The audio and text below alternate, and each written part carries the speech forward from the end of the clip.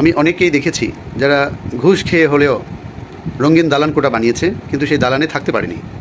বন্ধুরা, আপনারা নিশ্চয়ই হাসন রাজার কথা জানেন।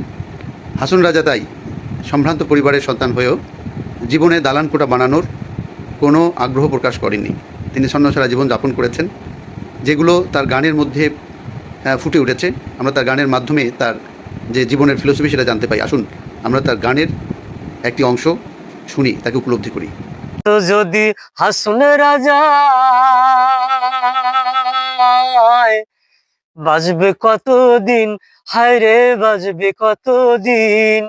আর জানতো যদি হাসন রাজা বাজবে কতদিন। বানাইয়া তো দালান কোঠা, বানাইতো দালান কোঠা, বানাইতো দালান কোঠা করিয়া রঙিন। লোকে বলে বলে রে ঘর বাড়ি বালা নয় আমার।